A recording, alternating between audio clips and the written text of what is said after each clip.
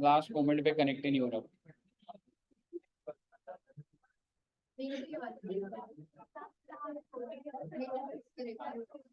चलिए आ जाओ बच्चे। सर आज हम लोग एक चैप्टर स्टार्ट कर रहे हैं बच्चे। आओ जी। आज हम लोग एक चैप्टर स्टार्ट कर रहे हैं जो कि हमारा हेड है, और उस हेड का नाम है जी income under the head salary. Income under the head salary. मेरा आपसे सवाल है, एक इंसान की जो इनकम होती है वो टोटल कितने हेड्स में निकलती है? 5। सबसे पहली salary, house property, capital gains, other source. ये पांचों हेड के टोटल को क्या बोला जाता है? Gross total income. पांचों हेड के टोटल को बोला जाता है gross total income, GTI short में बोला जाता है जिसको। उसमें से हम माइनस क्या करते हैं? चैप्टर 6 से की डिडक्शन, जैसे कि एलआईसी करा लो, हेल्थ इंश्योरेंस, ये अलग से चैप्टर देखेंगे। तो जीटीआई में से जो माइनस कर देते हैं तो क्या आंसर आता है? Total income. मैं आपके साथ ये जो पांचों हेड में आपने सबसे पहले हेड की बात करी ना, that is income under the head salary. मैं इसकी बात करूंगा आपसे।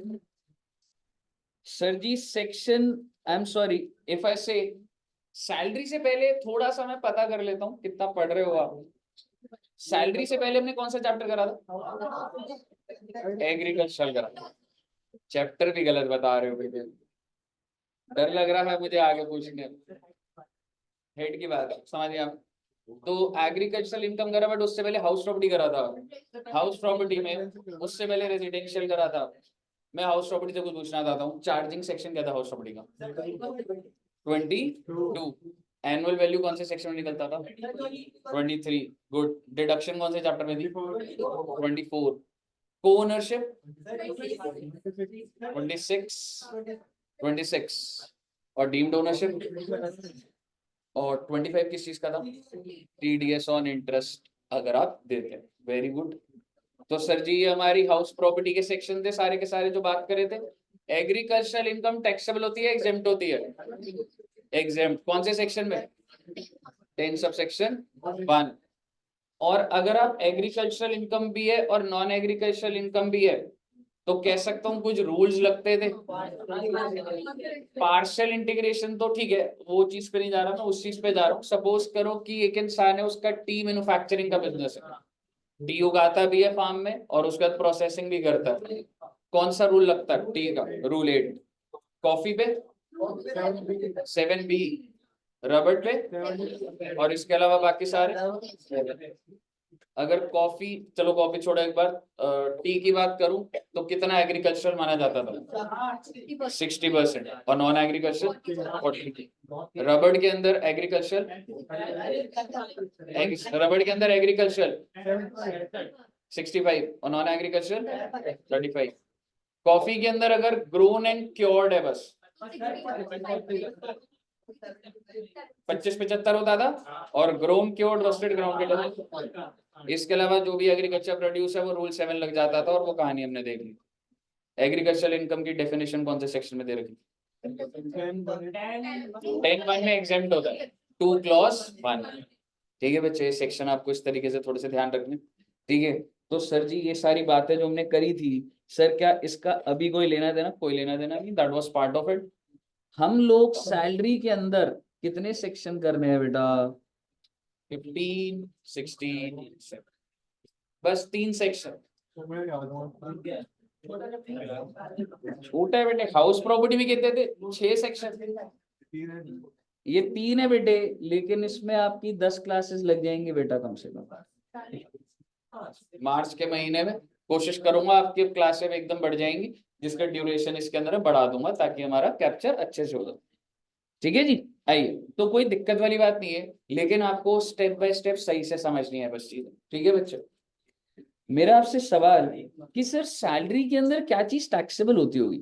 जैसे सपोज करो, एक इंसान है मिस्टर ए, मिस्टर ए की जॉब लगी सर, कौन सी कंपनी में लगी साहब? इन्फोसिस। आप मुझे बताइए, अगर एक इंसान जॉब करेगा तो उसको पैसा मिलेगा नहीं मिलेगा? बिल्कुल मिलेगा। तो उस पैसे को क्या बोला जाता है? सैलरी। छोटी छोटी बातें करूंगा। मिस्टर ए जो है, ध्यान से सुनते जाना बेटा, डेटा आएगा अब आपके पास। ठीक है, मिस्टर ए जो है, क्या इसको एम्प्लॉय बोल सकता हूँ? इन्फोसिस को क्या एम्प्लॉयर बोल सकता हूँ? और इसको सैलरी मिल रही है मान लो 12 लाख रुपए की साल की, पर annum है जी। आप मेरे को बताइए, मिस्टर ए को इनकम कितने की हो गई? 12 लाख। कौन से हेड में जाएगा बेटा? कौन से हेड में जाएगा जी? सैलरी। लेकिन अगर जिंदगी इतनी आसान होती कि जितना तुम्हारा पैकेज उतना ही सैलरी में टैक्सेबल हो रहा है, तो बेटे फिर तो हेड अभी खत्म हो गया।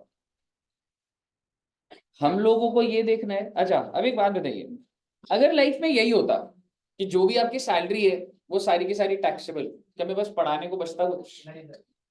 बेसिकली इस सेक्शन 15, 16, 17 और आप कह सकते हो इनकम टैक्स में कई ऐसे पॉइंट्स है जहां पर एग्जेम्पशन छिपी है। एग्जेम्पशन मतलब पैसा तो मिल रहा है मुझे, पर किस नाम से मिलेगा ना, उस हिसाब से टैक्स बच सकता है। समझ रहे हो? तो हमें यही देखना है कि सर 12 लाख मिल रहा है, ठीक है, लेकिन सर क्या वो पूरा टैक्सेबल है या कुछ एग्जेम्पशंस मिल सकती है, कि वो कैसे होगा। ठीक है बच्चे, तो आइए सारी बातें करूंगा आपके साथ। सबसे पहले हम लोग जब भी कोई भी हेड स्टार्ट करेंगे, I will start with charging section. और सैलरी का चार्जिंग सेक्शन क्या है जी? सेक्शन 50। तो आप ये कह सकते हैं चार्जिंग सेक्शन मतलब कि हम किस चीज को टैक्सेबल कर रहे हैं। सैलरी के अंदर क्या चीज टैक्सेबल हो रही है? जो आप सैलरी कमा रहे हो। मेरा आपसे सवाल, यहाँ पर आप एड्यू जंक्शन के अंदर अगर आप मान के चलेंगे, आपके हिसाब से यहाँ पर कौन कौन एम्प्लॉई है? मिंकी मैम, मिंग, मेरे को छोड़ के दुष्यंत सर भी एम्प्लॉय है। दुष्यंत सर तो दिहाड़ी वाले, बट वो तो लेबर की बात हो गया साहब में। ठीक है, हाँ? आप किसान, मैं तो किसान हूँ। इधर कौन सी खेती चल रही है? ठीक है, ठीक है, तो आप मेरे को एक बात बताइए, technically if I say Vishal sir, Rohit sir, Deepali ma'am, Ashish sir, ठीक है, तो ये एम्प्लॉयज नहीं है। हाँ, ठीक है, दे आर नॉट एम्प्लॉयज। ठीक है, नहीं ओनर भी नहीं बोल, ऐसा नहीं है जो एम्प्लॉय नहीं वो ओनर है। ठीक है, तो बेसिकली आप ये कह सकते हो मिंकी मैम, अनुराधा मैम, संजय, ये तो एम्प्लॉई, उनको जो भी पैसा मिलता है वो। नई वाली मैडम, हाँ कोमल मैम, मैं भूल गया पर तेरे को याद है। ठीक है, तो बेसिकली जो एम्प्लॉय होता है ना, उसका रोल क्या होता है बेटे, कल को आप भी नौकरी करोगे तो एक अपॉइंटमेंट लेटर मिलता है, उसमें लिखा होता है आपकी नौकरी 10 से 6 है, आपको इतनी सैलरी मिलेगी, एंड आप इसको रिपोर्ट कर रहे हो, ये सारी बातें होती। बेटा मुझे बताइए, जो फैकल्टीज है क्या वो पूरा टाइम इधर है? 10 से 6 नहीं है, basically they go in other institutes. ठीक है, वहां भी पढ़ाते हैं, तो वो आप कह सकते हो कि वो एम्प्लॉयर एम्प्लॉय का रिलेशन नहीं होता। अगर मान लो कोई फैकल्टी इधर टीटीएस आ रही है, टीटीएस बोले तो Tuesday Thursday Saturday, I can not tell them कि सर आप एमडब्ल्यूएफ में आ जाओ। उनसे बात करके कोशिश करी जा सकती है, but they are not bound. वही बोल सकते हैं सर मैं और कहीं जाता हूँ सर, ऐसे थोड़ा हूँ। समझ रहे हो? इसी तरीके से आपने देखा होगा कई डॉक्टर्स होते हैं, उनका क्लिनिक होता है, ठीक है, और वो एक दो जगह कहीं ऑपरेशन करने के लिए जा रहे हैं, तो क्या वो एम्प्लॉइज है? नहीं। ठीक है, वो हॉस्पिटल उन डॉक्टर्स को ऑन कंसाइनमेंट बेसिस रखते हैं कि आप इसको ऑपरेट कर दीजिए, हम आपको पे कर।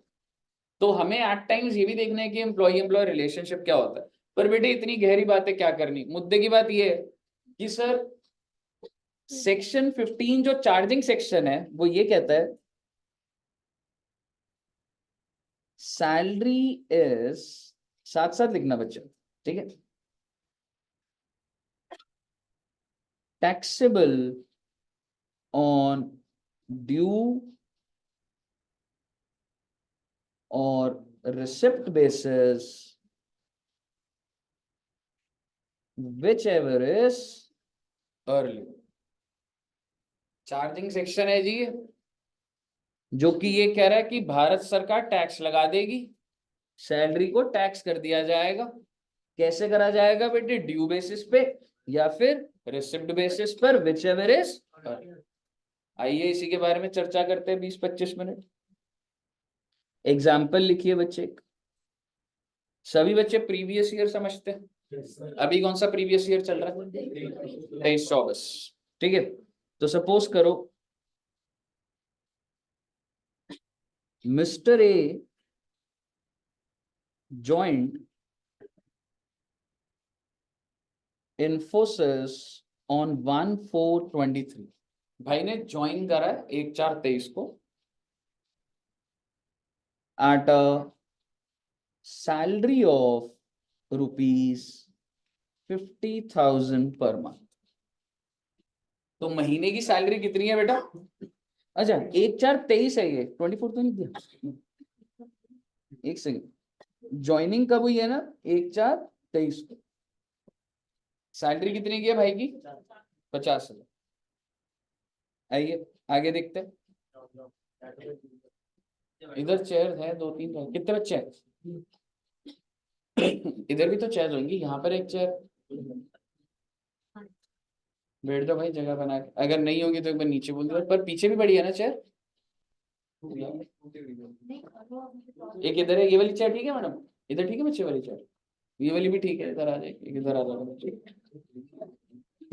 उधर आ जाएगा बच्चा। इधर भी तो है 2 चेयर्स, नहीं इधर मैडम एक चेयर इधर भी। ठीक है, आइए। कितने रुपए का पैकेज है रे?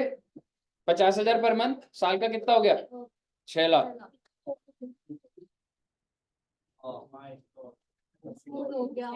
सैलरी इज ड्यू ऑन,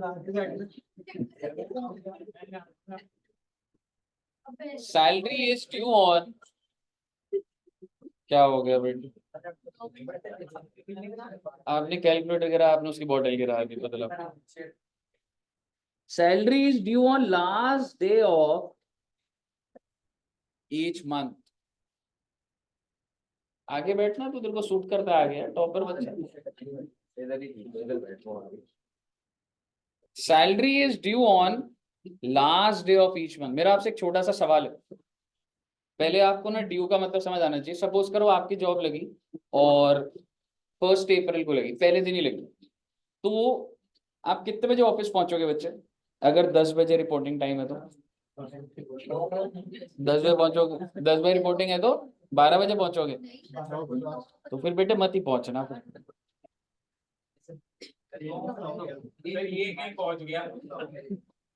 ठीक है, अगर आपकी 10 बजे रिपोर्टिंग टाइम है, इसको लिखना मत अभी, तो जनरली कह सकता हूँ पहला दिन होगा तो पहुंच ही जाओगे 9:55 तक, 9:30 पहुंच जाएगा। गुड। ठीक है, 10 बजे का टाइम है तो पहुंच गया 10 बजे। 10 से 6 तक का टाइम है तो 6 बजे लैपटॉप बंद कर दोगे। अगर काम चल रहा है, अभी बॉस काम कर रहा है तो करोगे काम। हाँ 6 बजे क्या होगा? चाय का टाइम हो गया। ठीक है, 10 से 6 का टाइम है ऑफिस का, और बॉस ने बोला था 10 से 6 घर चला जाए, कोई दिक्कत नहीं। ठीक है, आप मेरे को बताइए, आप जाते जाते अपने बॉस को बोल रहे सर मेरा आज का जो पैसा बनता है आज ही दे दो। मतलब मान लो अगर तुम्हारी 60,000 रुपए महीने की तनख्वाह है तो एक दिन का कितनी स्पीड से कमा रहे हो तुम? 2,000 रुपए। जब ये पूरा दिन खत्म हुआ 6 बजे, आपने बॉस को मैसेज कर दिया प्लीज पेटीएम 2,000 रुपीज। ठीक है, आप मुझे बताइए, क्या आपने एक दिन की मेहनत तो कर ली है, तो क्या आप उसी टाइम ही अपने बॉस को बोलोगे? सर फर्स्ट डे पता नहीं, नेक्स्ट डे काम करा आपने फिर 10 से 6, अब आपने लिख दिया टोटल आउटस्टैंडिंग 4,000 रुपीज।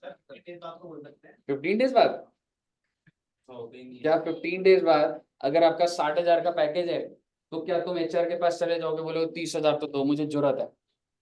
ऐसा हो सकता है? ऐसे थोड़ा होता है बेटे। ठीक है, there is a difference between accrual and due.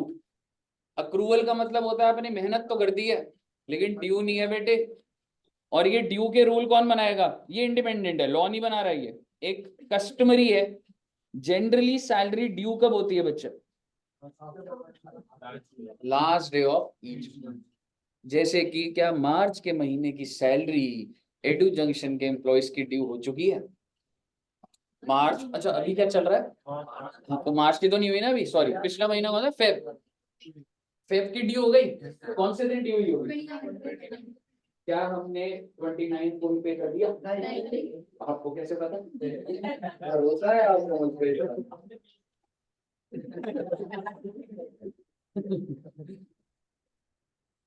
मैं वैसे बोलती है क्या, दे दो प्लीज, मेरे को सैलरी नहीं मिल रही। अच्छा, मैं वैसे बोल रही है, लग रहा है बच्चों को, बेटे तुम फीस नहीं दोगे, सैलरी कैसे मिलेगी फैकल्टी में? ठीक है, एनपीओ है। हाँ ठीक है, अब मुझे एक बात बताइए, salary is due on the last day, लेकिन मैं आपको एडू जंक्शन का सिस्टम बता रहा हूँ, हम लोग 7th को क्लियर करते हैं, 7 तारीख को सारी पेमेंट जाती है। 7 तारीख कब है? आप समझ गए ना, फीस कब जमा करनी है? समझ रहे हो? 7 तारीख को रेंट जाता है, 7 तारीख को फैकल्टीज का क्लियर होता है, 7 तारीख को सैलरी जाती है। ऐसा हम बोलते हैं, लेकिन वो 7 का मतलब तो नहीं, 7 से मैक्सिमम 10, ठीक है, मतलब धीरे धीरे करके पेमेंट जो भी चलती रहती है वो चीज। तो बेसिकली कंपनी बताती है बेटा कि सैलरी ड्यू कब हो रही है, सैलरी ड्यू कब हो रही है बच्चे? Last day. And I am saying salary is paid on next day of each month. भाई 29 की ड्यू हो गई ना, 1 मार्च को मिल जाएगी भाई। आप मुझे बताइए कौन सी कंपनी में आप काम करना चाहोगे, जो 10 दिन बाद दे, जो अगले दिन काम, जो अगले दिन दे दे भाई, सभी अच्छी चीज मानी जाती। इसका मतलब ये जो आप बिग 4 के अंदर ईवाई डेलोइट देखोगे ना, अगले दिन सैलरी आ जाती है। एयरटेल के अंदर महीना खत्म भी नहीं होता तो 25 को ही दे देते थे, मतलब फेब्रुवरी में काम भी नहीं करा, 25 तारीख को पूरी सैलरी मिल जाती थी। क्यों करते? एम्प्लॉय खुश रहता है। समझ रहे हो? ये सारी क्या चीज होती है, इंडस्ट्री में इमेज बनाने वाली बात होती है। समझ रहे हो? मुद्दे की बात ये है भाई, आपको मुझे बताना है calculate taxable salary of previous year 23-24। Okay, तो आप मुझे बताइए क्या 23-24 के अंदर, आप मुझे बताइए क्या अप्रैल 23 की बात कर रहा हूं मैं पहले, आप समझ रहे हो? अप्रैल 2023 ये ड्यू कब हो रही है और ये रिसीव कब हो रही है? कहने से it is getting due on 30th April 23 and it is getting received on 1st May। इनमें से पहले क्या हो रहा है? ड्यू कौन से साल में हुआ ड्यू? 23-24, तो टैक्सेबल इन 23-24। अब उनसे पे भी तो हो रहा है भाई, दो बार थोड़ा टैक्सेबल कर दूंगा, दोनों में से जो पहले हो रहा पकड़ लूंगा ना बस उसको। अब आप मुझे बताइए, अगर यही सोच अगर मैं आपको बोलूं अप्रैल टू फेब 2024, चलो मैं धीरे धीरे लिख देता हूं, एकदम से नहीं लिख रहा हूं। अप्रैल के बाद अगला क्या है बच्चे? मई 2023। ये कब हो रहा होगा बच्चे? 31st of May. And receive कब हो रहा होगा बच्चे? ऐसे चलता रहेगा ना पूरे 12 महीने।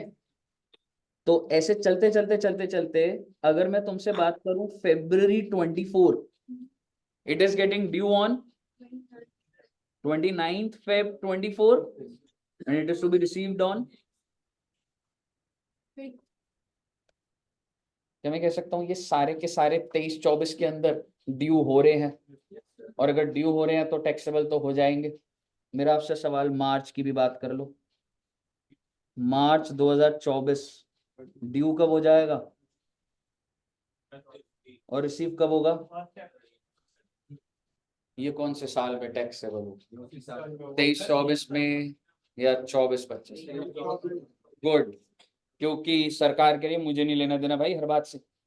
सरकार क्या कह रही है, मैं टैक्सेबल कर दूंगी, ड्यू हो जाए या रिसीव हो जाए, जो पहले हो जाए उसी हिसाब से टैक्सेबल कर दूंगी। और अगर आपका ड्यू 31/3/24 को हो गया तो कौन से साल में ड्यू हो गया बेटे, ये 23/24 में ही हो गया भाई, रिसीव होता है मेरे को क्या लेना जरा। सैलरी ड्यू बेसिस पे चलती है। ड्यू होने का मतलब होता है कि तूने काम कर दिया, हमेशा ड्यू बेसिस पे नहीं, ड्यू और received whichever is early. Example बनेंगे, क्या मैं कह सकता हूं कि अप्रैल से लेके मार्च 24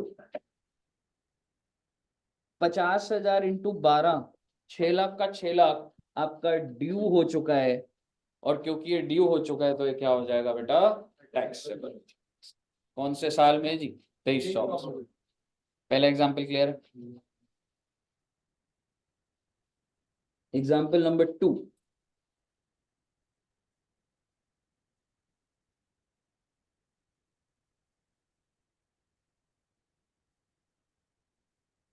Mr. A joined in forces at the rate of 50,000 per month। भाई की सैलरी है 50,000 पर मंथ के हिसाब से, और कब ज्वाइन करा है, 1/4/22 को, 1/4/22 को ज्वाइन करा। Salary is due on next day of each month. April की सैलरी क्या अप्रैल में ड्यू हो रही है, 1 मई को due, and salary is paid on 5th of next month. जब भी ड्यू हो गया ना, जैसे मेरे कहने का मतलब है अप्रैल की सैलरी ड्यू कब हो रही है बेटा, अप्रैल की 1 मई, और पेमेंट कब हो रही है, 5 मई, 5 मई को हो रही है। आपने मुझे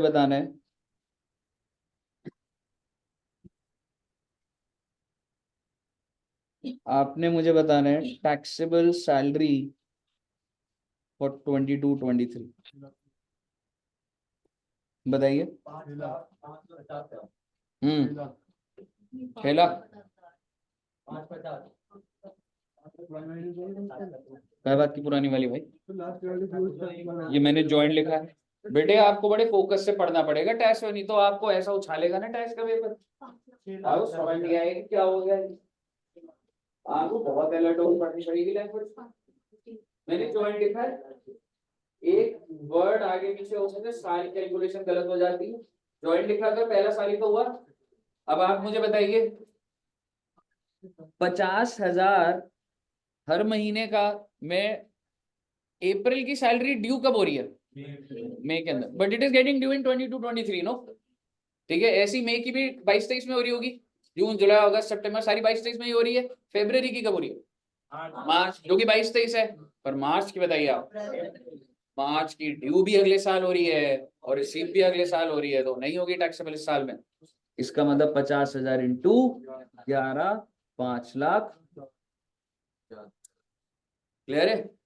और अगर मैं इस क्वेश्चन में फर्दर डेवलपमेंट कर दूं तो आपको 22-23 का भी बताना है, और अब आपने जो बोला था 23-24 का भी बता दो।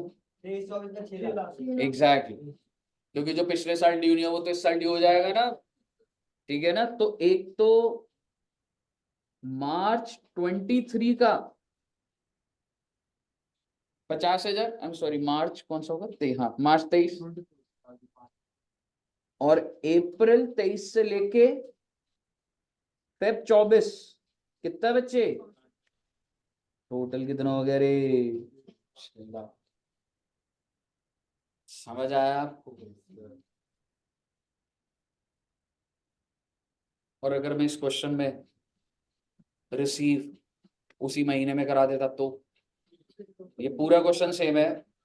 मान लो मैं सैलरी जो पे, अगला एग्जांपल बना दूं, ठीक है अगला एग्जांपल बना देते हैं, सारी बातें सेम है।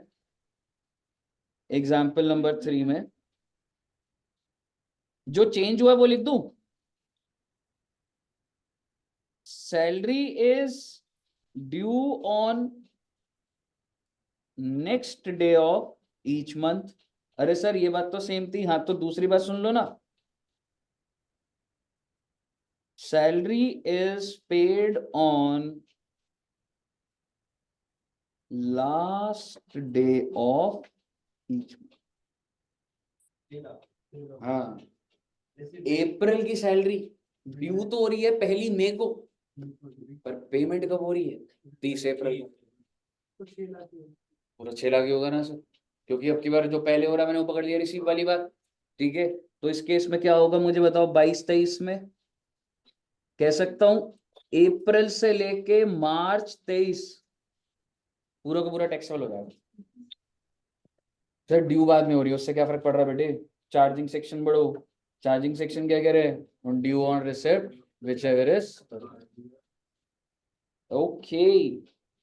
और आप मुझे बता दीजिए 23-24 में क्या करोगे बेटे? तो सर सेम ही तो होगा सर, कहिए साहब, क्लियर है बच्चे? तो ये इससे अब आपको एक चीज बताता हूँ। एक एम्प्लॉई है, 12 महीने से काम कर रहे, 1 लाख रुपए तनख्वाह है, साल का कितना हो गया? सर जो एम्प्लॉय को 1 रुपया नहीं दिया सर कंपनी ने, मैं बोला अगले महीने देंगे, अगले महीने देंगे, 12 लाख रुपए ड्यू हो गया बेटे। वो परेशान हो गया, कह रहे नौकरी छोड़ दूंगा। आप बताइए अगर आप कहीं नौकरी कर रहे सैलरी ना मिले तो क्या करो? देखना पड़ेगा भाई अपॉर्चुनिटी कहीं और। लेकिन इनकम टैक्स वाले क्या कह रहे हैं? टैक्स ले रहे हैं या नहीं ले रहे हैं? कह रहे भाई हमें कोई मतलब नहीं भाई, तेरे को मिली है नहीं मिली, अगर ड्यू हो गई है टैक्स देना पड़ेगा। अब सोचो, एक तो मुझे 12 लाख जो मिलने थे मुझे मिले नहीं, अब उस 12 लाख के ऊपर मुझे टैक्स देना, तो मैं नौकरी करने तो जा रहा हूँ पर उसकी वजह से मेरे को पैसे देने पड़े। समझ रहे हो? तो बेसिकली सरकार का फंडा एकदम क्लियर है कि मैं एक, और आप सोच के देखो ना, आपको लग रहा होगा सरकार बहुत गलत है। सोचो सरकार अगर ये बोल दे कि सैलरी रिसिप्ट बेसिस पर है, आप मुझे बताओ, आप बताओ कि आपको रिसीव, और सरकार वो इंफ्रा कहां से लेकर आएगी कि वो चेक करेगी आपको कितना रिसीव हुआ? समझ रहे हो? तो सरकार ऑब्वियसली मतलब कुछ गलत नहीं है भाई, ड्यू और रिसिप्ट बेसिस पर है। अगर आपको नहीं मिल रही तो चेंज करो ना भाई नौकरी, तुम्हारी प्रॉब्लम है, सरकार की थोड़ा ना प्रॉब्लम। कहिए साहब, क्लियर है? Very very very good. आओ बेटे, अगला कॉन्सेप्ट। हाँ जी, चलिए नोट कर रहे हो ना साथ साथ? चलिए अगला एग्जांपल लिखिए, मतलब ये ड्यू और रिसिप्ट हमारा क्लियर हो चुका है।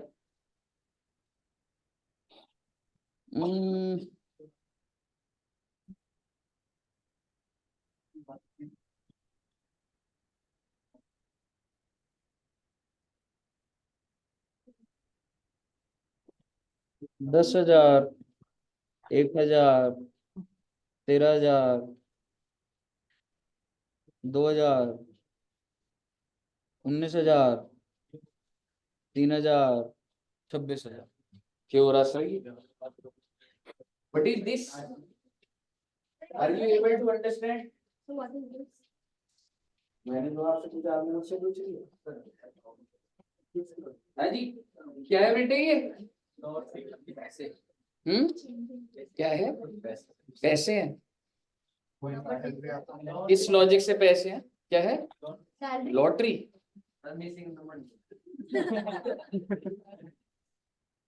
ठीक है, आप मुझे बताइए, कोई लॉजिक लगाओ बेटे, आपने तो मैथ्स पढ़ा हुआ है बेटा, मैथ्स एक्सपर्ट। LR है, स्टैट्स है, जो मर्जी, हमें तो पता नहीं भाई। सर इंक्रीमेंट हो रहा है सर, इंक्रीमेंट हो रहा है।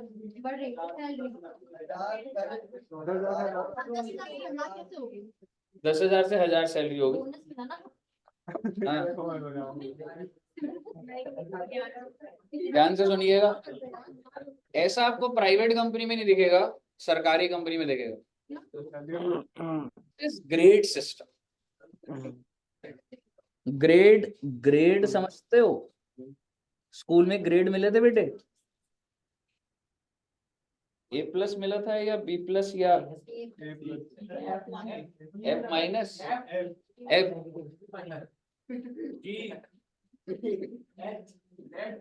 सेट तक में वेट करेगा। चलो, तो बेसिकली सरकारी ऑफिसर्स में ना, गवर्नमेंट ऑफिसर में सैलरी ऐसे डिसाइड होती है, ठीक है। इसका मतलब समझ रहे हो, मैं बता,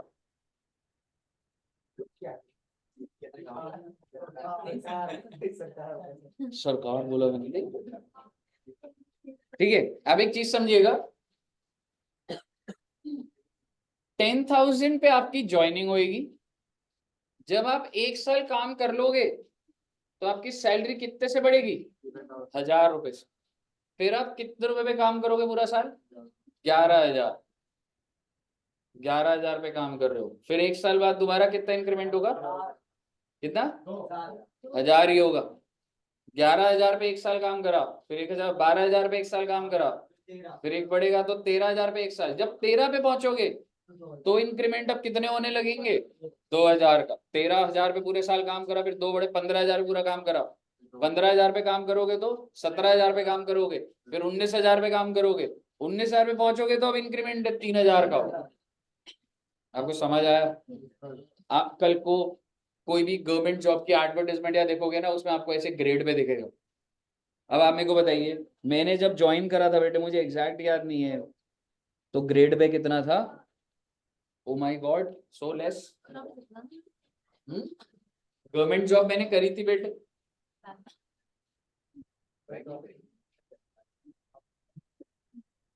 तो बताऊंगा कभी क्या कहानी थी, क्या था, पर 10,000 थी।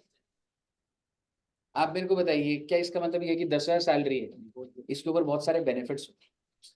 डीए सुना है? डीए ऐसे कभी न्यूज में सुना है? डीए बढ़ गया 4% सरकारी एम्प्लॉयज का। DA almost dearness allowance, almost 100% इसका डीए होता है। फिर न्यूज़पेपर का पैसा मिलता है, पेट्रोल का पैसा मिलता है, बिजली का पैसा मिलता है, किराए का पैसा मिलता है, ऐसे करते करते करते बहुत सारी चीजों का पैसा मिलता है। तो आपकी सैलरी हो जाती है 60-70 हजार रुपये हो जाती है। आप समझ रहे हो क्या बोल रहा हूँ? सरकारी के अंदर ऐसे नहीं होता कि आपने देखा 10,000 ग्रेड पे, नहीं, वो सिस्टम होता है। समझ रहे हो? मुद्दे की बात ये है भाई,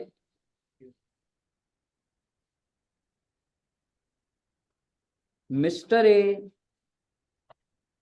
joined a company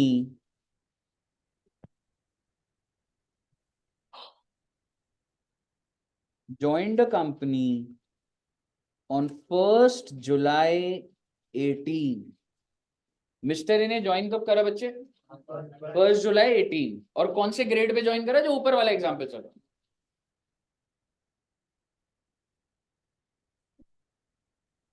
calculate income of Mister A for previous year 23-24।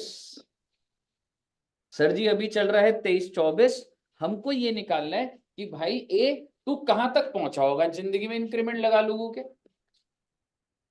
आप मुझे बताइए, जब 18-19 में उसने ज्वाइन करा तो उसकी सैलरी कितनी होगी? तो आइए सीक्वेंस से लिखते हैं। 18-19 ज्वाइनिंग तो 18-19 में है ना बेटा। आप मुझे बताइए कितने रुपए की सैलरी महीने की? कितने महीना? 12। जुलाई ज्वाइनिंग तो 1 जुलाई की है, पर हम आपको पूरे 12 महीने की सैलरी। ऐसे होता है क्या? 18-19 की बताओ ना। 9 मंथ्स, अप्रैल में जून बाहर करो ना। 10,000 इंटू, क्यों जी, पहले ये बात समझ आई? 18 तूने नौकरी ज्वाइन कब करी? एक साथ 18। तो 18-19 में पूरे 12 महीने काम करेगा, 9 महीने काम करेगा, तो 10,000 पे तो ज्वाइन करेगा ना। मुद्दे की बात यो है, कॉन्सेप्ट ये है, 19-20 में सैलरी निकाली। 11,000 इंटू कितना आ रहा है बेटा? बताइए, क्लियर है बच्चे? गलत है बेटे।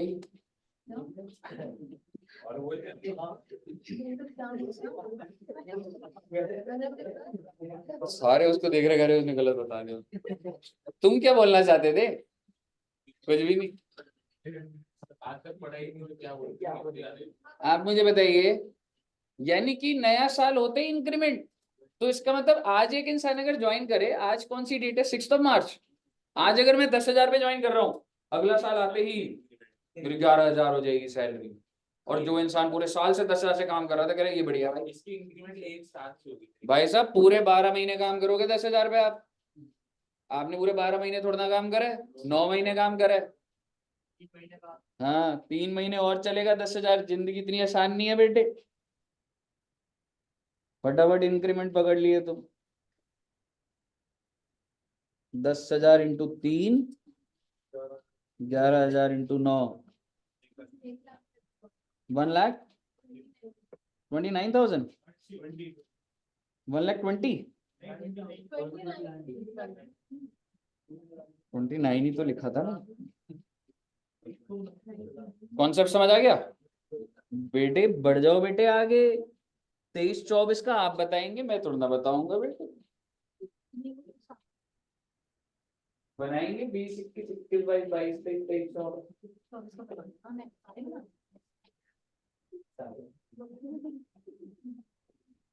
नहीं सीधा ही बता दो 23-24 का।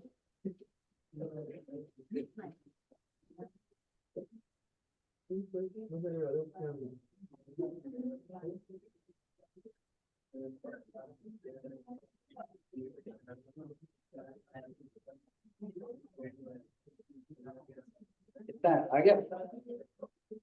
आ गया शिवम का? कर रहे हो बच्चों? बेटे सारे बच्चों ने सॉल्व करना है बेटे। ऑनलाइन भी आंसर बताओ, देखते हैं ऑनलाइन के बच्चे क्या आंसर देते हैं। है ना?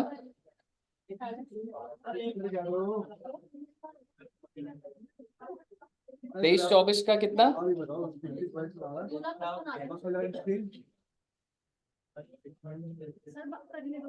मैं करूं क्या? आंसर जो भी आया बच्चों का बता दो, एक बार चेक कर लेंगे। 23-24 का कुछ निकला 1,77,000, 1,74,000। बता दो, कोई बात नहीं बेटी।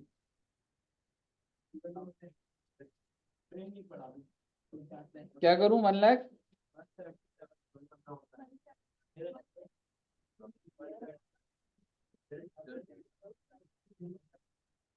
1,98,000.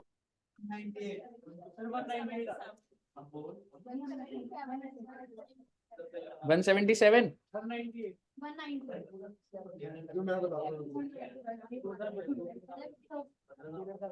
लेट मी सी। 198 आ रहा है। आओ देखते हैं बेटा।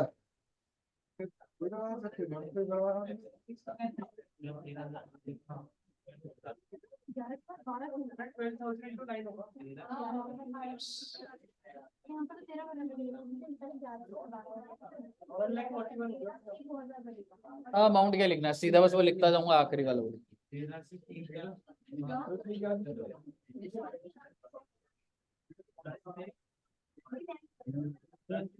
बस बेटे बस।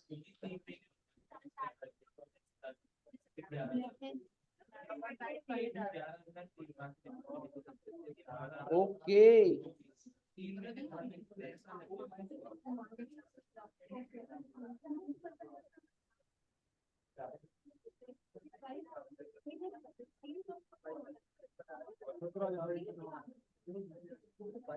कितना रे रे?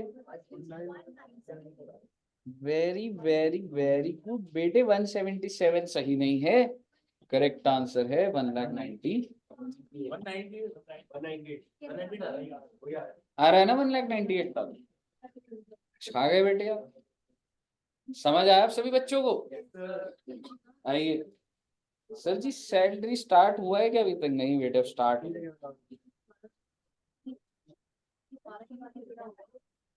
आइए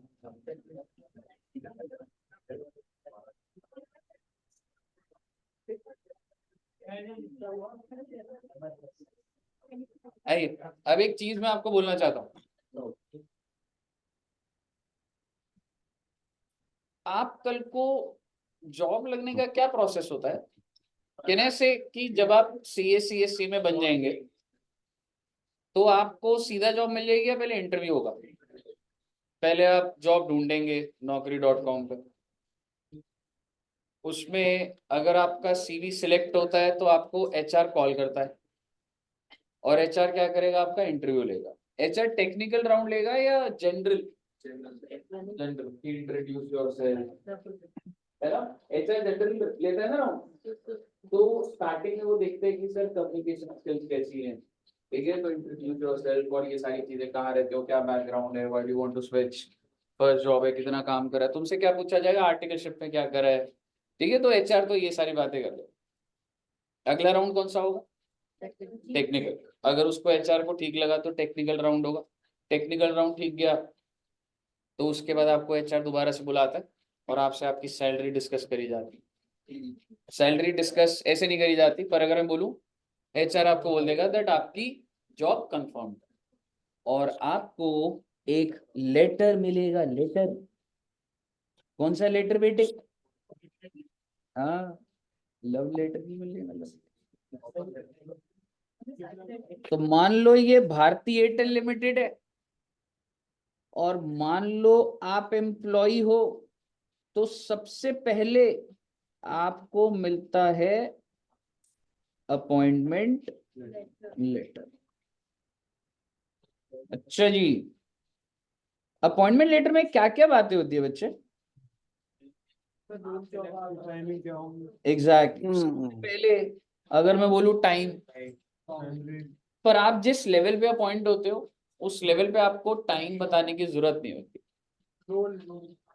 रोल तो है, पर अगर मैं आपको बोलूं टाइम की, अगर मैं बात करूं, आपको क्या लग रहा है, अगर आपको कोई 10 to 6 बोल देगा तो आप 6 बजे लैपटॉप बंद करके जा सकते हो? इनमें से कोई रोकता नहीं है। आप बंद करके जा रहे होगे ना, तो आपका बॉस आपको रोकेगा थोड़ा ना, लेकिन बस वो शाम को 8-9 बजे बोलेगा ये रिपोर्ट भेज दोगे प्लीज। प्लीज जरूर लगाएगा बेटे, पोलाइट रहते हैं बेटे कॉर्पोरेट। तो फिर 1 साल बाद आपको जब अप्रेजल चाहिए होगी ना, तो वो भी आपको सीन नहीं करेगा। ठीक है, मतलब ये ऐसे नहीं कर पाते, मतलब समझ रहे हो। तो बेसिकली टाइम बताया होता है 10 से 6। KRA, KRA क्या होता है बच्चे? KRA की रिस्पॉन्सिबिलिटी एरियाज, आपकी जिम्मेवारी क्या है? आपको टीडीएस की रिटर्न भरनी है, इनकम टैक्स की भरनी है, अगर कोई नोटिस आता है लाइसेंसिंग करनी है, आपको टैक्स कंप्यूटेशन करनी है, टैक्स की पेमेंट करनी है, बहुत सारी ऐसी बातें हो सकती, क्योंकि जो भी इंसान का जो KRA होता है वो उस हिसाब से काम करता है। इसके बाद आपको लीव्स के बारे में बताया जाएगा कि आप कितनी छुट्टियां ले सकते हैं। तो आप मुझे बताइए, जनरली आपको बताता हूँ, आप साल में 12 छुट्टियां ले सकते हो और 12 और ले सकते हो, तो टोटल 1 साल की कितनी लीव्स मिलती है? 24। अब बच्चे क्या डाउट आ रहा है, एक साथ लेनी है? सीधा 24 इससे नहीं लिखा, लाइफ में 3-4 क्लास बाद समझेगा। कुछ लीव का कुछ पर्पस होता है, कुछ का कुछ।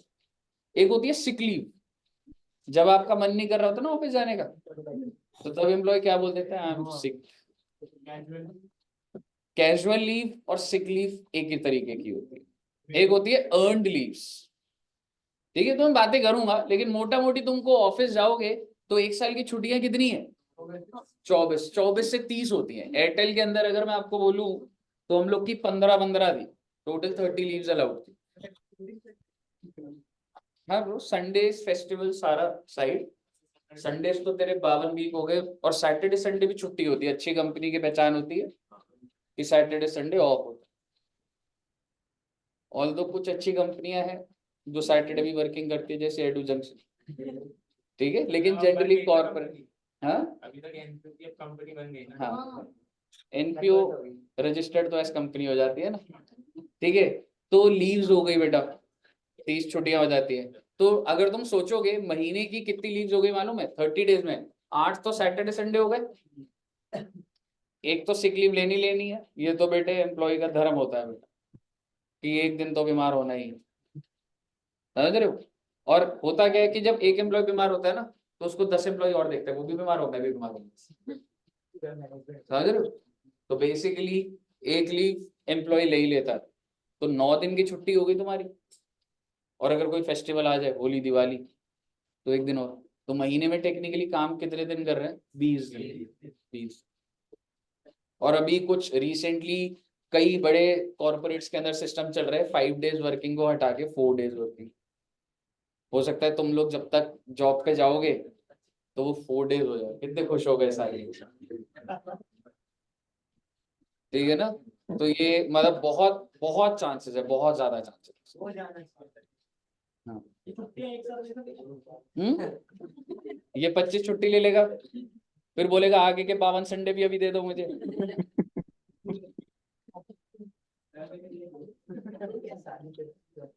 ठीक है। तो अब आप एक चीज समझिएगा, सबसे इंपॉर्टेंट डॉक्यूमेंट जो होता है, आई मीन इस अपॉइंटमेंट लेटर के अंदर आखिरी में आपका सैलरी स्ट्रक्चर होता है। प्लीज पूरा का पूरा चैप्टर का हेड का जो बेस है वो डिस्कस होना स्टार्ट हो रहे हैं। आपका सैलरी स्ट्रक्चर होता है। तो सर स्ट्रक्चर क्या होता है? सर पैसा चाहिए मैं तो स्ट्रक्चर का बात कर, नहीं बेटे किस नाम से मिल रहा है फर्क पड़ता है। जैसे मैं आपको बताता हूँ, ये जो सैलरी स्ट्रक्चर है, आप एम्प्लॉय हो, आपके अंदर इतनी हिम्मत नहीं कि आप कंपनी को चेंज करने को बोलोगे। एक कंपनी के अंदर 5000 एम्प्लॉय होते हैं, मैं एक एक एम्प्लॉय से नहीं पूछूंगी भाई किराए पे रहता है तो कोई नाम से दे देता हूँ, ऐसे नहीं होता भाई। एक स्टैंडर्ड फॉर्मेट होता है। ठीक है। तो जैसे कि सपोज करो सैलरी कितनी चल रही थी हमारी साल की, और पहले वाली क्या थी, 12 लाख थी ना। 12 लाख पकड़ लेते हैं एक बार कि ये आपका सैलरी स्ट्रक्चर बना हुआ, मान लो 12 लाख रुपए। तो महीने का कितना हो गया? 1 लाख। 1 लाख के हिसाब से बोल देता हूं 1 लाख। आपको बेसिक सैलरी मिल रही है बेटा 60,000 पर मंथ। ये क्या होता है बेटा, मैं सब बताऊंगा, ध्यान से सुनिए। आपको डीए, डीए की फुल फॉर्म क्या होती है? Dearness allowance. सर ये क्या होता है, कर लेंगे बाद में। कितने रुपए मिल रही है और आपकी सैलरी कितनी हो गई? ये बहुत ही खराब सैलरी स्ट्रक्चर है। ये बहुत ही ज्यादा कंपनी का अपने एम्प्लॉय के टुवर्ड्स खराब बिहेवियर है, क्योंकि टैक्स के अंदर ये बेसिक सैलरी पूरी की पूरी टैक्सेबल है और डियरनेस अलाउंस पूरा का पूरा टैक्स है। But do you have the power to change it? इसका मतलब जो प्लानिंग ओरिजिनेट हो रही है वो कहां से हो रही है? एम्प्लॉय के लेवल पे हो रही है या एम्प्लॉयर के लेवल पे? Employer has to be friendly with the employee की नहीं यार, उसको जो मैं पैसा दे रहा हूं ना उसको एक टैक्स अग्रेसिव सैलरी स्ट्रक्चर होना चाहिए। ये प्रोफाइल्स होती हैं। आप कल को जब सीए बन जाओगे, ऐसा हो सकता है कि आप मल्टीपल कंपनीज बोलेंगे कि हमको सैलरी स्ट्रक्चर डिवाइस करके दो, हम अपने एम्प्लॉय को क्या दें। उसका पर्पस क्या होगा? जिससे ज्यादा से ज्यादा एम्प्लॉय का टैक्स बचे और उसके बाद ज्यादा पैसा जाए। एक बात बताओ, आपके दो कंपनी है, दोनों कंपनी 12-12 लाख दे रही है। एक कंपनी में 12 लाख में से टैक्स कितना कट जाएगा? 3 लाख। तुम्हारे अकाउंट में कितना आएगा? 9 लाख। एक कंपनी, दोनों कंपनी 12-12 लाख दे रही, लेकिन दोनों का स्ट्रक्चर अलग है। एक कंपनी में टैक्स लग रहा है 3 लाख, एक कंपनी में टैक्स लग रहा है 1 लाख। कौन सी कंपनी ज्वाइन करोगे? जिसमें 1 लाख का टैक्स लग रहा है ना सर, बैंक में तो 11 बचेगा ना मेरे। तो आप मुझे बताइए, क्या इस तरीके से कॉम्पिटिटर्स लेवल पे जैसे एयरटेल, रिलायंस, जियो, वोडाफोन, ये सब आपस में अपना स्ट्रक्चर सेम नहीं रखते? सेम रखते हैं मतलब। मैं ये चाहूंगा कि अगर मैं आपको 50 लाख का पैकेज दे रहा हूँ तो मेरी कोशिश ये रहेगी कि ज्यादा से ज्यादा आपके बैंक में बचे, क्योंकि अगर नहीं बचा तो आप तो दूसरी कंपनी में चले जाओगे जो बेटर टैक्स प्लानिंग करके दे रही होगी विद द सेम पैकेज। आप समझ रहे हो? तो डू यू, तो ये जो प्लानिंग का ओरिजिनेट हो रहा है, जो हम स्टार्ट करेंगे, वो एम्प्लॉय के लेवल पर है या एम्प्लॉयर के लेवल पर है? और अगर मैं ऐसे दे रहा हूं, कुछ नहीं कर सकता। ऐसे हम लोग के बहुत सारे फ्रेंड्स, इवन मेरे एक रिलेटिव है, वो राडिसन में जॉब करती है, मतलब जागृति मैम की मासी है, तो वो राडिसन में है। राडिसन का सैलरी स्ट्रक्चर है ये कि सारा का सारा पैसा जो एम्प्लॉय को महीने का मिल रहा है, मान लो उनको 2 लाख रुपए मिल रहा है, किस नाम से मिल रहा है? बेसिक और डी। उन्होंने मुझे फोन करा कि कुछ टैक्स बचवा दे। मैंने कहा नहीं हो पाएगा। मैंने ये नहीं बोला नहीं हो पाएगा, मैंने कहा एक काम करो, आप अपना सैलरी स्लिप भेजो। मैं आपको पता है हर महीने जब सैलरी आती है तो उसी टाइम मेल पर उस सैलरी की डिटेल आती है। कि हमने किस नाम से आपको पैसा दिया, तो मैंने बोला आप सैलरी स्लिप भेजो, और वो सैलरी स्लिप में 2 नाम लिखे हुए थे बेटा, बेसिक सैलरी एंड डीए। क्या मेरे पास ये पावर है मैं डीए का नाम हटा सकता हूँ? थोड़ा ना हटा सकता, डॉक्यूमेंट है सर जी वो। आप मुझे बताइए क्या कुछ टैक्स बचा पाओगे आप? नहीं बचेगा। लेकिन अगर मैं इसको वाइजली यूज करूं, after understanding the tax provision, अगर मैं बोलूं यार बेसिक 20,000 दे दे, डीए 20,000 दे दे, एचआरए, आपको नहीं पता बेटे ये सब क्या होता है, ये सब तो सीखोगे आप। वो तो डेफिनेशन हो गई, लेकिन उसके ऊपर 40-50 मिनट बात करेंगे। एचआरए कितने रुपए मिल रहा है आपको? कुछ एग्जेम्पशन छिपी है जी, ठीक है। चिल्ड्रन एजुकेशन अलाउंस 10,000 दे दो, कुछ बेनिफिट छिपाओ, समझ रहे हो? देन ट्रांसपोर्ट अलाउंस 5,000 दे दे, ये सारी बातें करनी है मुझे। लेकिन आप एक चीज समझ रहे हो, अकाउंट में आप ही के जा रहा है, बस मैं अलग अलग नाम से दे रहा हूँ। ये ले 20,000 पकड़ भाई एचआरए का, ये ले एंटरटेनमेंट अलाउंस पकड़ 5,000, ये ले चिल्ड्रन एजुकेशन अलाउंस पकड़। मैं बेसिकली जो आपको पैसे, देखो पैसा तो जेब से 1 लाख ही निकालूंगा जी, पैसा 1 लाख ही निकलेगा, बस वो अलग अलग नाम से निकल रहा है। और वो इसलिए निकल रहा है क्योंकि अलग नाम से दिया जाएगा तो उस पर टैक्स बेनिफिट मिल सकता है। यहां तक बात होगी। आप ये लेके चलिए ये हेड इतना हैवी होगा, अगर आप मेरे एम्प्लॉय हो और अगर आप चाय भी पी रहे हो ना, तो वो बेनिफिट को भी काउंट कर लेगी सरकार। अगर आप कल को कॉर्पोरेट सेक्टर में कॉफी पी रहे हो तो उसके ऊपर भी प्रोविजन, कितनी कॉफी पी ली एक दिन में, तो महीने की कितनी हो गई, टैक्सेबल हो जाएगी। अगर आपका एम्प्लॉयर आपको दिवाली पे बोनस देता है, दिवाली गिफ्ट देता है, आपके घर पे सोफा, एसी, टीवी, फ्रिज, क्यों सारा का सारा जो सैलरी होती है कैश में होती है, बेनिफिट भी हो सकता है, बेनिफिट भी हो सकता है बेटे। हो सकता है कल को जब आपकी नौकरी लगे तो आपके बॉस ने आपको गाड़ी की चाबी दे दी, हो सकता है नहीं हो सकता? मर्सिडीज की बेटे, इसका क्या मतलब है बताओ? वेरी गुड एम्बिशन, ड्राइवर सीधा ही बेटे, उम्मीद ही नहीं है कि गाड़ी की जब, ठीक है। ऐसा हो सकता है कि यूज के लिए दिया हो सकता है आपको परमानेंटली दे दियो, और तीसरा हो सकता है ड्राइवर की नौकरी हो बेटे, समझ रहे हो? तो बेसिकली मेरे कहने का मतलब है एक एक बेनिफिट को जोड़ दूंगा। सर जी मुद्दे की बात ये है, the planning originates from the company and not from the employee. Market में जितने सीए में है, सैलरी हेड के अंदर कोई प्लानिंग नहीं कर सकता, जो कंपनी ने सैलरी स्ट्रक्चर दिया उसके हिसाब से चलता है। बिजनेस के अंदर आप फर्जी बिल बना सकते हो, ये मेरा खर्चा हो गया, ये खराब हो गया, मैंने ठीक करवा दिया, बिजनेस के अंदर हो सकता है। सैलरी में तो ऑर्गेनाइज चल रहा है भाई, और सैलरी में अगर ऑर्गेनाइज चल रहा है, ध्यान से सुनना बेटी बात को, अगर किसी इंसान का 6 करोड़ का पैकेज है, मैंने आपसे बात करी थी, 2.5-3 करोड़ उसका टैक्स आ रहा है बेटे। 6 करोड़ का मोटा मोटी 30% कितना होता है? 1,80,00,000, और 1,80,00,000 पे सरचार्ज लगेगा 37% का। 1,80,00,000 का 37% तो लगेगा, तो मोटा मोटी 2.5 करोड़ ही तो हो गया। तो 6 करोड़ में से 2.5 करोड़ जा रहे, और मैं आपको गारंटी दे सकता हूँ कि कोई मतलब ही नहीं है कि वो 2.25 करोड़ से कम टैक्स है। छोटी मोटी प्लानिंग हो जाएगी 5-6 लाख रुपए की, समझ रहे हो? People are paying. तो सैलरी हेडेक ऐसा है जिसमें बहुत टैक्स आ रहा हो। बताइए क्लियर है बच्चे? मुद्दे की बात ये है भाई, सर सैलरी कंप्यूटेशन होगी कैसे? अब आप आइए जरा, अब हम लोग एक पूरा का पूरा फॉर्मेट बनाएंगे कि हमने क्या करना है।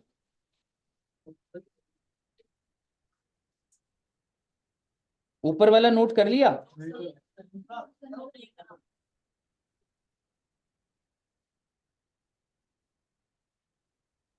Computation of salary income of Mister ए। अभी असेसमेंट ईयर कौन सा चल रहा है? और असेसमेंट ईयर 24। प्रीवियस से लिख सकते थे, लिख सकते थे, बस ऐसे ही आपको बता रहा हूं। तो आप ये टेन्योर तो समझ पा रहे हो ना? पर 1/4/23 से लेके 31 मार्च 24। आइए बच्चों, अब मैं कुछ कुछ नाम लिखवाऊंगा।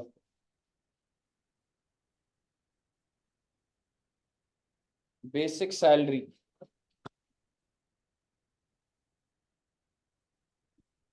नोट कर लिया? कॉर्पोरेट अलाउंस सर दिन ही रख लो, ये ब्रैकेट में लिखा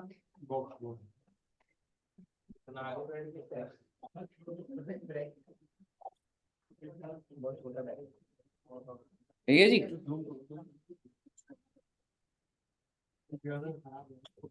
हैंड राइटिंग बहुत अच्छी है बेटे मेरी।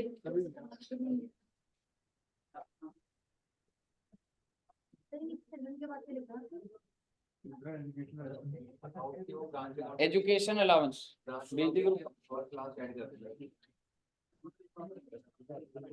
As a children education, hostel allowance, बहुत सारी चीजें हैं ना। बात करूँ मतलब एक ऐसी, बस ये है कि कुछ बेनिफिट है, वो क्या है वो जब उधर पहुंचेंगे तो बात। हाँ बोलो, ये लिखो रे।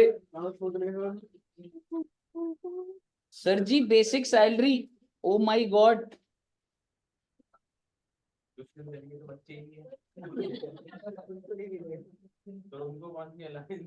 उनको फिर चिल्ड्रन एजुकेशन अलाउंस नहीं मिल सकती, मतलब कंपनी तो दे देगी पैसे पर आपको एग्जामिशन नहीं मिल सकती। फर्जी बच्चे,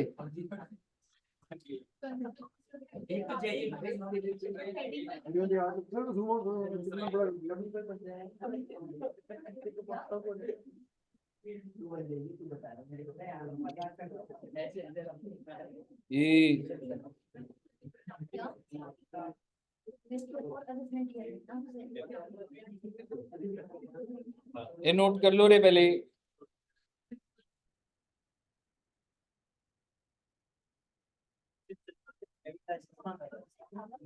मैंने मांगा था उनसे, कंपनी कह रही थी कि ड्राइवर जैसे इंसान दिखता हुआ लिखा हो।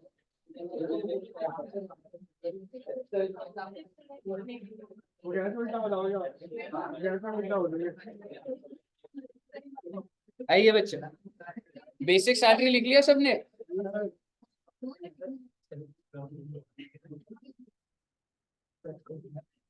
डियरनेस अलावेंस,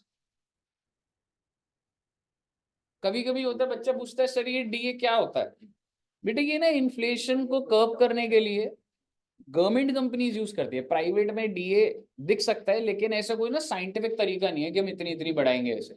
गवर्नमेंट कंपनीज तो फिर भी करती है, लेकिन प्राइवेट कंपनी में वर्ड है तो नॉर्मल बस आपको ट्रीटमेंट क्या समझ आ रहा है इसका, डीए का क्या कर दूंगा मैं, टैक्सेबल कर दूंगा।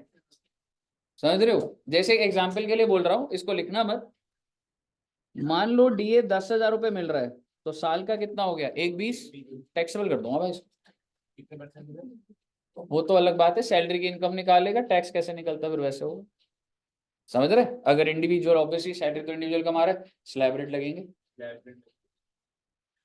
आइए तीसरा लिखिए जी, बोनस, और यहाँ पे लिख दीजिए वर्किंग नोट नंबर 3।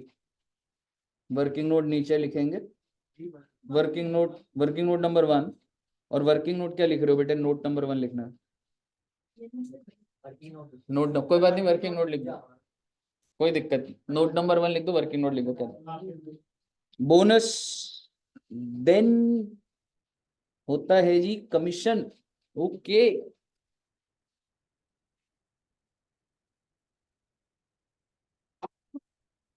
अब एक बड़ी कैटेगरी भाई साहब जिसे बोला जाता है अलाउंसेस।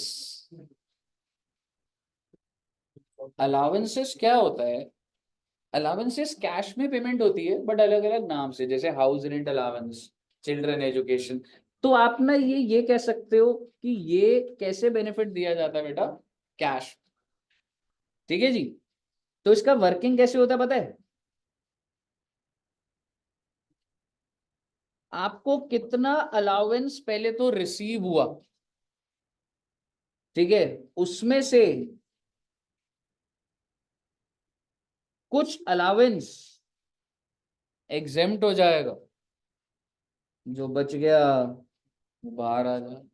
तो आप ध्यान रखिए जरा, जो आउटर कॉलम है इसमें वो टैक्सेबल वाला निकल रहा है, जो एग्जेम्पशन देनी हो मैं अंदर ही दे रहा हूँ एग्जेम्पशन। जैसे सपोज करो 10 लाख के अलाउंस मिले, अलाउंस के ऊपर 2 क्लास लगेंगी, अगली क्लास से अलाउंस स्टार्ट होगा, पर आप इंटेंशन समझिए, आपको कितने रुपए का अलाउंस मिला? 10 लाख। किस नाम से मिला वो छोड़ो ना, ऐसे बहुत सारे अलाउंस है, वो तो उसी टाइम बात करेंगे। एग्जेम्पशन कितने की मिली? 6 लाख की। बाहर कितना जाएगा? तो ये आपको समझ आना चाहिए पहले बार। क्लियर है जी? Then there is perquisites. Perquisites होता है बच्चे काइंड में बेनिफिट देना। जैसे कि एम्प्लॉय को एक वॉच गिफ्ट कर दी, मोबाइल दे दिया, एसी, टीवी, फ्रिज, घर पे गाड़ी, बिजली का बिल, क्यों ये सब बेनिफिट नहीं मिल सकते? बिल्कुल। तो बेसिकली परक्विजिट्स किस में होते हैं बेटा? ये जनरली काइंड में होते हैं। परक्विजिट्स में क्या होता है, हमें वैल्यू ऑफ बेनिफिट निकालना पड़ेगा। जैसे कितने रुपए का बेनिफिट मिला? गाड़ी मिली तो भैया, गाड़ी अगर होंडा सिटी में तो 12 लाख का बेनिफिट, मर्सिडीज में तो 50 लाख का बेनिफिट, ऐसे तो अलग अलग देखा जाएगा ना। टीवी कौन सा वैल्यू निकालनी पड़ेगी हर चीज की, और उसमें से क्या कुछ टैक्स फ्री या फिर एग्जेम्प्ट। पर टैक्स फ्री बोलते हैं, एग्जेम्प्ट ही बोलना चाह रहा हूं मैं। एग्जेम्प्ट कितना हो जाएगा और वो बाहर आ जाएगा। मान लो आपको 4 लाख का बेनिफिट मिला, जिसमें से एग्जेम्प्ट है बेटा 3 लाख, तो बाहर कितना आ गया? 1 लाख। ऐसे बहुत सारे परक्विजिट्स हैं, 15-20 परक्विजिट्स। ये सारी कैटेगरीज हैं। बेसिकली आपका सैलरी ना, ये 3 चीजों पे है बेटा। One is allowance, one is perquisites, और थर्ड है बच्चे रिटायरमेंट बेनिफिट्स। जब आप नौकरी छोड़ देते हो तो भी कुछ पैसा मिलता है क्या? नौकरी छोड़ने के बाद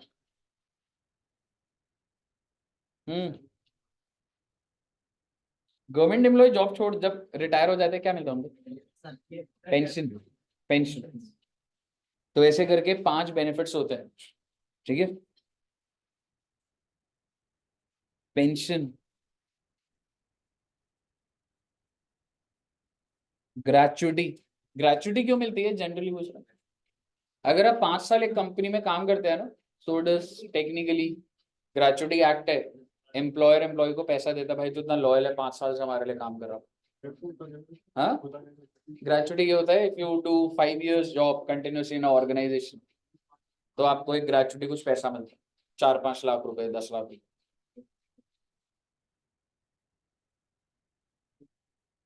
लीव सैलरी।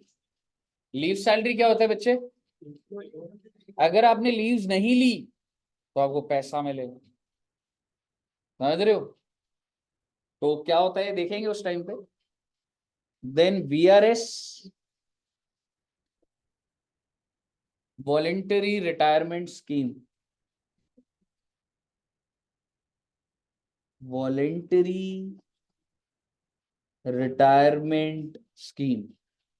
और दूसरा क्या है जी? Retrenchment compensation. उस सर इतने सारे, हाँ बेटे हाँ, 2 क्लास लगेगी इस पे, 2 क्लास अलाउंस पे रिट्रेंचमेंट कॉम्पेंसेशन। ये क्या होता है बात करेंगे। 2 क्लास अलाउंस पे, 2 क्लास या 3 क्लास रिटायरमेंट, और उसके बाद 4 क्लासेस लगभग परक्विजिट्स। समझ रहे हो? और सर ये जो भी पैसा मिला है इसमें क्या होगा सर जी? बेटे कुछ ना कुछ तो एग्जेम्प्ट हो जाएगा, क्यों जी?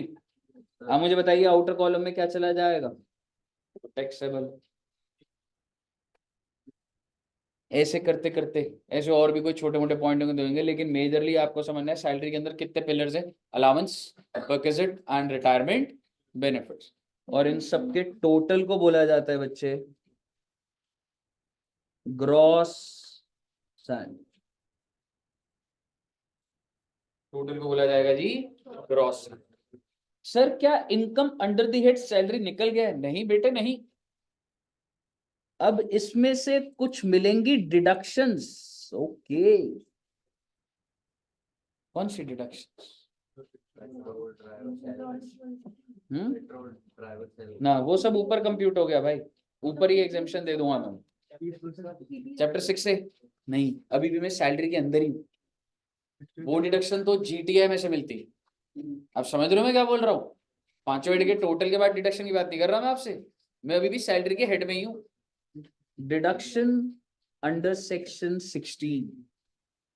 सेक्शन 15 आपका चार्जिंग सेक्शन था, सेक्शन 16 आपको डिडक्शंस देगा। 16(1)(a), 16(2), 16(3). 16(1)(a) होता है जी standard deduction. Oh my God, standard deduction तो हमने कहीं और भी करा था। कितना परसेंट था? यहाँ पर कितना होगा? 50,000। वेरी वेरी वेरी गुड भाई साहब। आपकी जो भी सैलरी चलती हुई आ रही है ना, सरकार कह रही है जो 50,000 माफ कर देगी। एक इंसान उसकी सैलरी 6 लाख है, वो कह रहा है 6 लाख में टैक्स देना है, नहीं रे 50,000 माइनस हो जाएगा।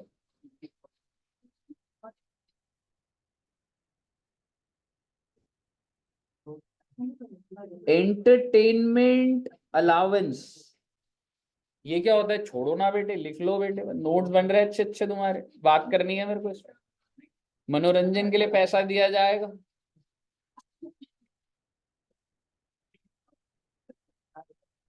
Third is professional tax. Okay, यानी कि जब ये तीनों अगर आपको डिडक्शन मिल रही है तो ये कहां से माइनस हो रही है बेटा? और फाइनली आपका आंसर आ जाएगा income under the head. Okay, easy easy, very easy.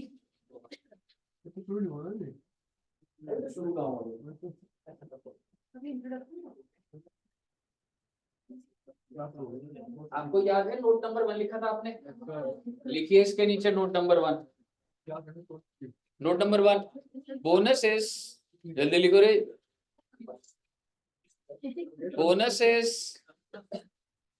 Bonus के ऊपर ही था ना? कोई बात मत करो भाई, नोट वोट जो लिख नहीं रहा ना बेटे। कितने बच्चे नोट्स नहीं बना रहे? ऑब्वियसली ऐसे सवाल ऐसा कोई बताएगा ही नहीं। लेकिन ये इधर भाई रजिस्टर बंद है, लिख लिया ना सारा? बंद करे यार, ऐसे मेरे को लगा है कि लिख ही नहीं रहे। सारे बच्चे लिख रहे हैं ना नोट्स? बेटे इसके बिना नहीं हो पाएगा गुजारा, तो नोट्स जरूर लिखना बेटा क्लास, ठीक है? नहीं तो मैं कितनी देर लगती बेटे, ये फॉर्मेट ऑलरेडी सारे बने हुए, 15 मिनट में समझा देता हूँ, समझ रहे हो? कितने अच्छे नोट्स बन रहे देखो मेरे। आई थिंक मेरे बेस्ट नोट्स होंगे, इतनी अच्छी हैंड राइटिंग। ठीक है, आइए नोट लिखिए। Bonus is, bonus is taxable on receipt basis। oh my god, क्या बोल दिया लेकिन ओवरऑल सैलरी कैसे टैक्सेबल हो रहा था? समझ रहे हो? इसी के नीचे फुल स्टॉप के बाद आगे लिखिए। For example bonus of rupees 5 lakh, for example bonus of rupees 5 lakh is due in 22-23। चलिए, कंपनी ने वादा कर दिया अपने एम्प्लॉय को, इस साल का बोनस कितने रुपए मिलेगा तेरे को? 5 लाख। ड्यू हो गया जी 22-23। क्या लिखी हमने line? bonus of rupees 5 lakh is due in 22-23, full stop। However 2 lakhs is received in, however 2 lakhs is received in 22-23, 2 lakhs is received in 22-23 and 3 lakh is received in 3 lakh is received in 23-24. 23-24. Full stop. In such case, in such case,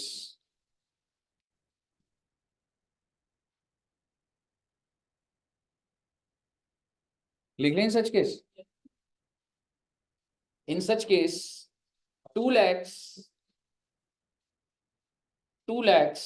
will be taxable in, बोलिए ना, कौन से साल में? 22-23. And 3 lakhs will be taxable in easy. Section 15 तो नहीं लगाया ना मैंने यहाँ पे कि 5 लाख ड्यू हो गया, सारा का सारा उसी साल में टैक्स फाइल कर दिया, समझ रहे हो? कोई डाउट तो नहीं है ना बेटा? Very very very good. क्या आपकी नेक्स्ट क्लास भी है कोई? कौन सी क्लास है? नहीं है, झूठ बोल रहे हो. नहीं, तुम लेट आए थे ना, सेटिंग अप पे लेट आए थे. आओ बेटे. क्या पढ़ाया आज मैंने आपको अभी तक? क्या पढ़ाया बताओ?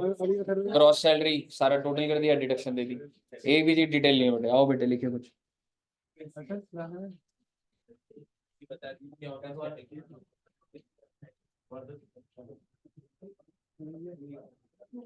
आओ बेटे आओ.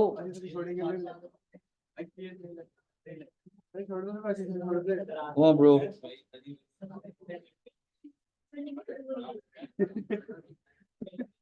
इजी. बस अलाउंस की हेडिंग लिख लेंगे और फिर अगला पॉइंट कर लेंगे, ठीक है? बस अलाउंसेस में एक होता है ऑफिशियल अलाउंसेस. ओके.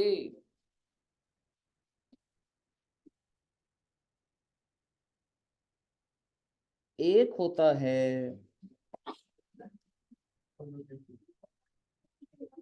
पर्सनल, मुझे भी नहीं पता, लिख रहा हूं मैं. नहीं, बहुत सारे हैं ऐसे, मतलब जितना ये, जितना फ्रेमिंग है ना, 6-7 पर्सनल अलाउंसेस. एक होता है एचआरए. एचआरए की फुल फॉर्म क्या होती है? Very good, very intelligent. एक होता है ईए. अब बताओ. Very good, very intelligent. कहां से पढ़ रहे हो बेटे?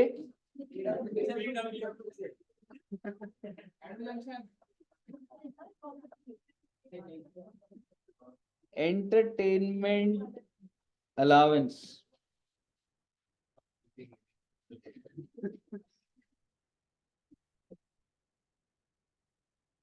सर और भी बताओ ना, वो और कौन से होते हैं sir?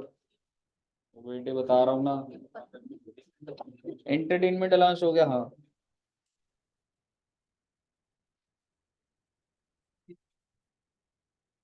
allowance given to employee of transport company. ओहो, ट्रांसपोर्ट कंपनी, डीएमआरसी के एम्प्लॉय, आईआरसीटीसी के employee, air India, Vistara. Transport company के एम्प्लॉय के लिए कुछ अलग बात है बेटे. ओहो,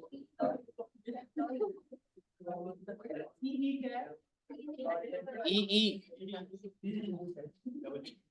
एम्प्लॉय एंड ईआर क्या होगा? एम्प्लॉयर.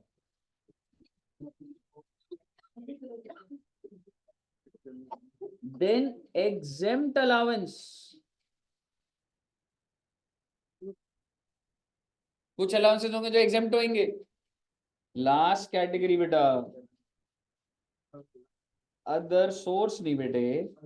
सैलरी के अंदर अदर सोर्स कैसे आ जाएगा? Other allowance. ये ब्रो,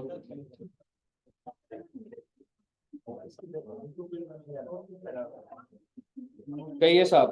बस ये देखो, पहले कितना बड़ा है, छोटा होता है। लिख लिया सब बच्चों ने?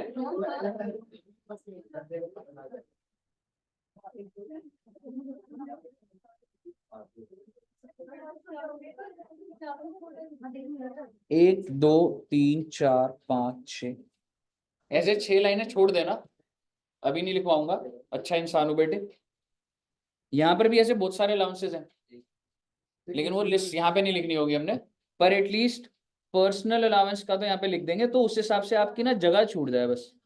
क्योंकि जब सारे करा दूंगा ना तो इधर ही समरी बन जाएगी तुम्हारी, तुमको पता है ना। हाँ जी।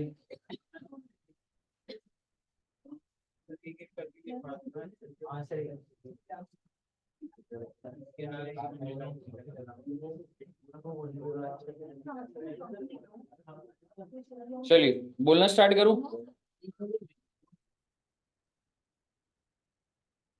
क्या 5 मिनट बस और, अभी कॉस के सर आए नहीं होंगे शायद। सर बाहर ही आ गए? आप ही बोल रहे हो पढ़ाओ पढ़ाओ पढ़ाओ, मैं क्या करूँ, मैं तो सोचने को तैयार हूं।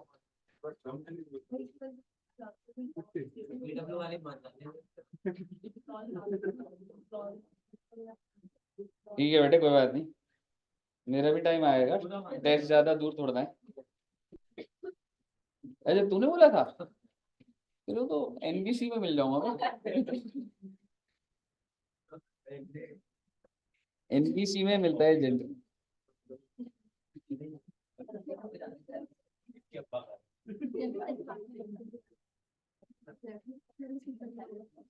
आशीष सर किधर है, इधर ही है क्या?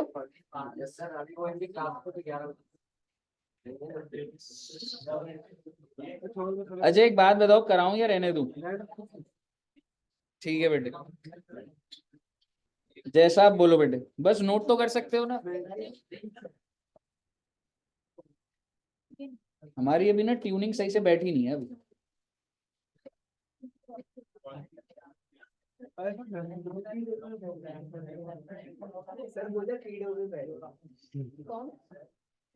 एंटरटेनमेंट अलाउंस हेडिंग लिखिए जरा। और आपको एक बात पता है, अगर कोई हेडिंग लिख लो तो उसको कंप्लीट करके ही रहना चाहिए।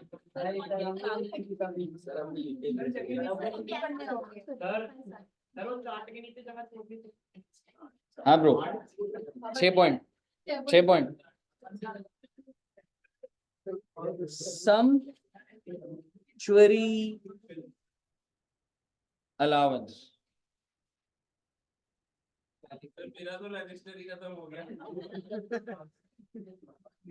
अभी तो 2 चैप्टर हुए।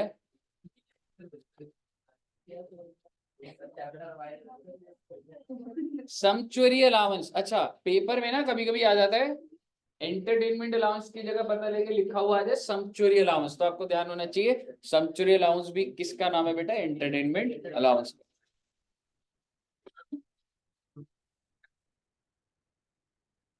ये अलाउंस या तो गवर्नमेंट एम्प्लॉय को मिलता है, किस एम्प्लॉय को मिल रहा है, तो गवर्नमेंट एम्प्लॉय को, मतलब आपकी सरकारी नौकरी है, या तो किसको मिल रहा है, नॉन गवर्नमेंट एम्प्लॉय, यही हो सकता है ना। या तो सरकारी नौकरी होगी या तो सरकारी नौकरी नहीं होगी। अगर सरकारी नौकरी है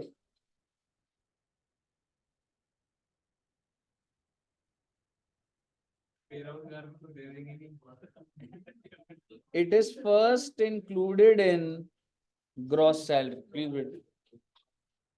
अब जितनी जल्दी नोट करेंगे उतनी जल्दी क्लास खत्म होगी बेटा।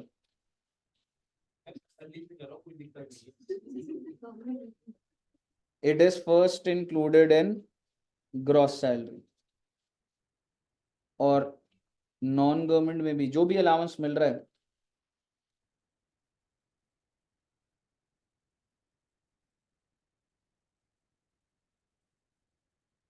it is first included in gross salary। एक कंपनी आपको 10,000 रुपये महीना दे रही है एंटरटेनमेंट अलाउंस, तो साल का कितना हो गया, 10,000 रुपये महीना। साल का कितना, 1/20 आप सैलरी में जोड़ देंगे, 1/20 आप सैलरी के अंदर जोड़ देंगे, 10,000 रुपये महीना मिल रहा है। दूसरी बात, क्या गवर्नमेंट एम्प्लॉय को डिडक्शन मिल जाएगी और क्या नॉन गवर्नमेंट को मिल जाएगी? तुम्हारी मर्जी चल रही है ना, सबको डिडक्शन दिए जा रहे हैं। टैक्स कलेक्शन कैसे होएगी? Deduction is not allowed. यानी कि गवर्नमेंट एम्प्लॉय को तो डिडक्शन मिल रही है भाई, लेकिन नॉन गवर्नमेंट को ना मिल रही एंटरटेनमेंट अलाउंस की डिडक्शन। फॉर्मेट देखिए जरा, ये देखो मिल रही है ना डिडक्शन। कौन से एम्प्लॉय के लिए ये? गवर्नमेंट, नॉन गवर्नमेंट को नहीं मिलेगी।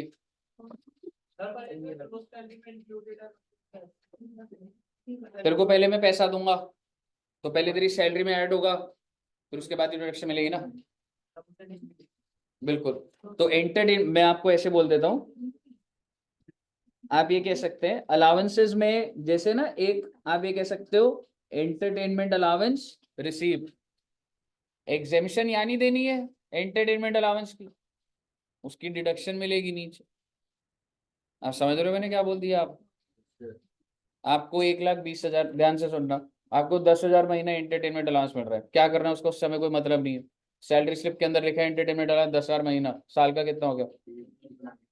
आपकी ग्रॉस सैलरी में कितना जुड़ जाएगा? उसके बाद सरकार ने कोई प्रबंध कर रखा है जिसमें आपको कुछ ना कुछ डिडक्शन मिल जाएगी। हमारा पर्पस क्या है? वो डिडक्शन को जानना। और डिडक्शन कैसे मिल रही है? Least of the following is allowed as deduction. बेटे मैं कुछ लिमिट्स निकालूंगा और उनमें से जो सबसे कम होगा वो क्या हो जाएगा? Deduction. First point is actual receipt. मेरे केस में एक्चुअल रिसीप्ट क्या हो गया था अभी? 1,20,000। 20% ऑफ बेसिक सैलरी। तो एग्जाम्पल के तहत चल लेते हैं एक बार, कोई दिक्कत नहीं। 1.2 लाख आ गया पहला। मान लो मेरी बेसिक सैलरी है पूरे साल की, अजय साल का डिटेल चल रहा है ना, 1/20 साल का ही था ना। मेरी बेसिक सैलरी है 10 लाख बेसिक सैलरी। अगर मैं आपको बोलूं एग्जाम्पल से, मेरी बेसिक सैलरी है 10 लाख, तो 20% कितना हुआ? बहुत बढ़िया सर। इन दोनों में से लेस, अभी तीसरी लिमिट छोड़ दो एक बार, 1.2 हो जाता। अब तीसरी लिमिट सरकार के हाथ में थी बेटे, सरकार ने बोला 5,000 रुपये पर मंथ या per annum? Per annum. 5,000 maximum deduction 5,000 रुपये मिल सकती, whichever is less, actual receive या 20% ऑफ बेसिक सैलरी या 5,000। अब आप मुझे बता दीजिए एंटरटेनमेंट अलाउंस की मैक्सिमम डिडक्शन कितनी मिलेगी? 5,000 रुपये पता चले जाओ। गवर्नमेंट एम्प्लॉय को फायदा कहिए साहब, ह्यूज बेनिफिट। हाँ जी, सरकार नहीं बदलती इनको। एक बात बताओ, आम जनता को लिमिट्स पता है? जब आम जनता को पता नहीं तो सरकार इसको चेंज क्यों करेगी? पॉलिटिकल फायदा थोड़ा मिल रहा। सरकार किस चीज को चेंज करती है मालूम है? Standard deduction. स्टैंडर्ड से नहीं होती सरकार, देखो हमने सैलरी वालों को फायदा दी, हमने उनके 50,000 कम कर दी। कल को अगर बजट में कोई चेंज आएगा तो गवर्नमेंट कोशिश करेगी मैं स्टैंडर्ड डिडक्शन को 50,000 से 60,000 कर दूं, बिकॉज दैट एवरीबडी अंडरस्टैंड्स कि तेरे सैलरी में से ना 50 माइनस हो जाएगा। लेकिन आप ये जो समझा पाओगे, तेरी सैलरी में एंटरटेनमेंट अलाउंस है, पहले तो उसको ऐड कर, फिर तेरे को डिडक्शन मिलेगी, वो 5,000 की चीज 10,000 हो गई। वो कहेगा भाई क्या बोल रहा है ये? आप समझ रहे हो क्या चीज बोल रहा हूँ? गवर्नमेंट अंदर की जो लिमिट्स है ना, बेटे चिल्ड्रन एजुकेशन अलाउंस कितने रुपए की एग्जामेशन है मालूम है आपको? 100 रुपए बच्चे की, पूरे साल नहीं, इतनी बुरी भी नहीं है सरकार, महीने की बेटे 100 रुपीज पर मंथ, साल का 1200। और ये भी बोल दिया कि 2 बच्चे से ज्यादा नहीं मिलेगी। अगर किसी के 3 बच्चे हैं तो पहले 2 को ही मिलेगी बस। तीसरा वाला कमर दे। अरे सरकार कह रही है हम कोई बेनिफिट नहीं देंगे। कहिए साहब, क्लियर है आपको एंटरटेनमेंट अलाउंस? तो आप ये कह सकते हैं, मेरी कोशिश रहेगी बेटे अगर अगली क्लास में खत्म भी होता है तो, बट हमारा कौन सा वाला हो गया है जी? बाकी अलाउंसेस हम लोग नेक्स्ट क्लास में देखेंगे। तो इतना रखते हैं सर जी, आज के लिए इतना ही। Thank you very much and all the very very very very best. Okay हाँ जी, थैंक्स ब्रो। कहाँ से सीखे?